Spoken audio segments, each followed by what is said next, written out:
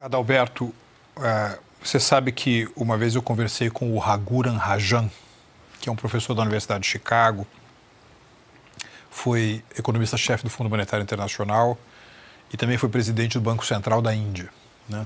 E ele estava me dizendo que ele havia feito um estudo sobre a Guerra Fria 1.0, que foi a Guerra Fria entre os Estados Unidos e a União Soviética, né?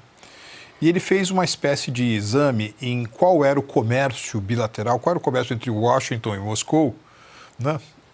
Durante toda a vigência da Guerra Fria. Então, vamos supor que você imagine que a Guerra Fria começa quando o Churchill faz o discurso da cortina de ferro ali no Missouri, né? E que ela acabe, digamos, na noite de Natal de 1991, que é o momento em que o Mikhail Gorbachev informa que vai desmantelar a União Soviética. Então, vamos supor que nesse longo período de tempo, de acordo com o Raghuram Rajan, mais uma vez, qual foi o momento em que se observou o maior intercâmbio comercial entre os dois polos antagonistas?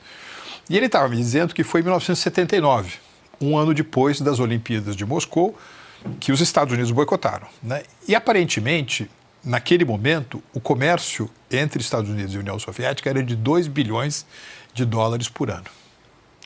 Hoje, Adalberto, o comércio entre a China e os Estados Unidos, e vamos supor aqui que a gente esteja vivendo uma Guerra Fria 2.0 entre Washington e Pequim, hoje o comércio China e Estados Unidos é de 2 bilhões de dólares por dia, só no setor de manufaturados. E é uma coisa interessante porque se é verdade que os Estados Unidos têm um grande déficit na sua relação bilateral com a China, é verdade também que os Estados Unidos têm um grande superávit com a China no setor de serviços e tem também um grande superávit com a China no setor de alimentos, porque a China é o maior importador de alimentos do mundo, né? 1,45 bilhão de pessoas, rendas crescem, as pessoas comem mais, as pessoas comem melhor. Sim. Os Estados Unidos sempre foi um grande vendedor. Então, hoje, né, esses fluxos estão tão adensados que se você tem um desfio, se você tem uma inflexão mais importante, automaticamente alguém tem que aparecer para colocar de novo na tomada aquilo que foi desplugado. Te dou um exemplo. Os chineses até agora há pouco estavam entendendo essa guerra comercial como um embate entre um ator mais forte, os Estados Unidos, e um ator menos forte, a China, uma economia de 30 trilhões de dólares, uma economia de 19 trilhões de dólares. Se essa economia vai estender véu sobre véu, cobertor sobre cobertor de tarifas em relação a todas as exportações chinesas para os Estados Unidos, se de repente os chineses fizessem o mesmo, eles também seriam prejudicados. Esse era o plano A dos chineses. Sim. Não vamos responder na mesma medida, mas vamos tentar identificar aqueles setores onde há uma desproporção entre o tamanho que ele representa para a economia e sua voz nos círculos decisórios de Washington, e nós vamos bater firme naqueles setores.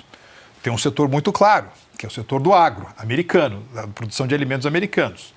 Até 2019... Extremamente forte em Washington. Muito forte em Washington. Poderosíssimo. Veja, até 2019, Adalberto, o maior exportador de alimentos para a China chamava-se Estados Unidos da América. O Brasil ultrapassou os Estados Unidos em 2020 e depois os americanos não tomaram mais a liderança. Isso quer dizer o seguinte, que quando os chineses, há cerca de mais ou menos um mês, quiseram retalhar os americanos, o que eles anunciaram?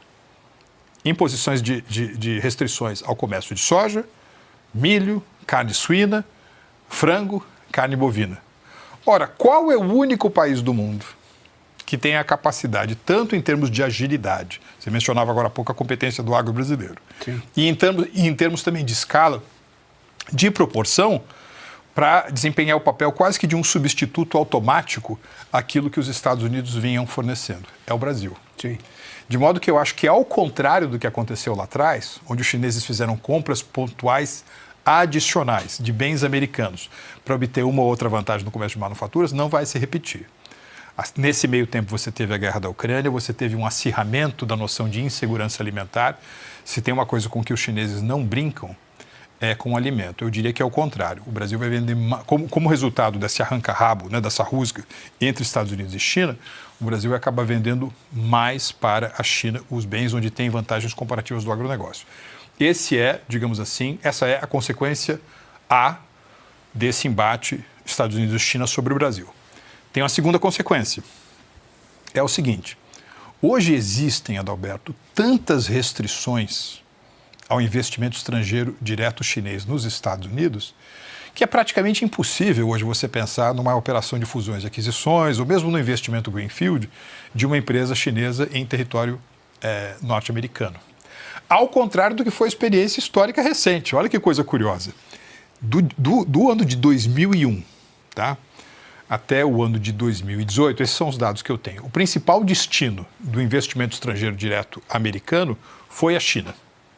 De 2001 até 2018, o principal destino de investimento estrangeiro direto chinês não foi a África, ou o Brasil, ou a Austrália. Foi também os Estados Unidos. Essa lógica quase que estancou nesses últimos 5, 6 anos. Há um monte de restrições. Se você olhar para a Europa, ainda encontram-se em vigor grandes barreiras para o investimento estrangeiro direto chinês. Com toda sinceridade, sempre se comenta que os chineses estão comprando a África ou estão recolonizando a África agora com investimentos e com financiamentos. Me parece, de conversar com pessoas dos dois lados da equação, que os chineses estão super decepcionados com a performance dos investimentos deles no continente africano. Isso quer dizer o seguinte: se a África, se os olhos chineses não brilham mais tantos pelo continente africano, porque a experiência tem sido decepcionante.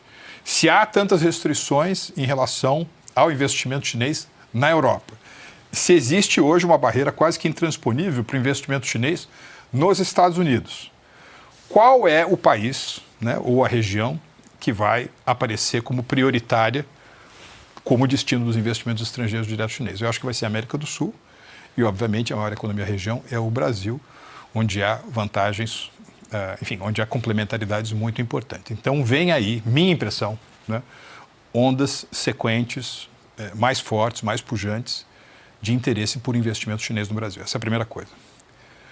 Essa é a consequência B. Consequência C. Ora, se você tem uma guerra comercial entre os Estados Unidos e a China, tá certo? O que vai acontecer, como você mesmo dizia, com esse gigantesco estoque de produtos que a cada ciclo de 24 horas surge da maior fábrica do mundo, que é a economia chinesa, tá certo? Aliás, a secretária de Tesouro do Biden, né, já dizia que os chineses estavam rodando em overcapacity, né, supercapacidade. Eles estão produzindo mais do que eles deveriam.